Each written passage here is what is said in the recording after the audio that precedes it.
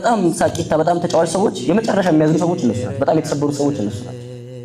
የስብራትን ክፋት ስለሚያውቁ የልብን ህመም ስለሚያውቁ ሌላው ሰው እንደነሱ እንዳይታመኑ የሚያስቡት የሚያጨውት ውስጣቸው ቁስል ያለው እነሱ ናቸው። በጣም እንትና እሱ እኮ አይከፋውም የሚባል ሰው የለም። አረሱ እሷ ምንም ብትያት ምንም አይመስልም ሰው ብትዋል ምንላችሁ ሰዎች በጣም የሚያዝኑ ሰዎች እነሱ ናቸው። ጌታችን በመጽሐፍ ቅዱስ ላይ አንድም ቦታ ሳቀ ሲባል አታነቁ። አለቀሰ አለ ቢያንስ ሁለት ቦታ ትዝ ይለኛል። ዮሐንስ መጥምቀ መለኮት ሲሞት መንፈሱ ታወከበት አለቀሰ ብሏል። አልዓዛር ሲሞት መንፈሱ ታወከበት አለቀሰ። ሳቀ የሚል አታገኙ። ሳቀ ማለት ግን ጌታችን ደስተኛ አልነበረም ማለት ነው አይደለም። ይነግራል ወንጌላችን ሉቃስ 10 ላይ ኢየሱስም በመንፈስ ቅዱስ ሐሴት አደረገ ይላል። ምን አደረገ አልኳችሁ? ሐሴት አደረገ። ስላልሳቀ ደስተኛ አይደለም ማለት አይደለም።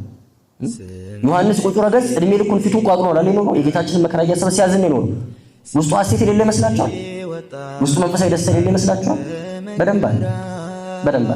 እኛ የደስታ የሚመስለን መሳቅ መጫወት ግን የለም። አሁንም ይሄንን ስላልተረዳን እቺን ሳቅ ጨዋታችን ጊዜያዊ የሆነች መረጋጋት የሆርሞን ራሽ ፍለጋ እግዚአብሔር የማይከብርበትን እኛንም ፈጽሞ ከእግዚአብሔር የሚለየን ከእውነተኛ ደስታ የሚያርቁንን ክፉ ምግባራትን እንፈጽማለን።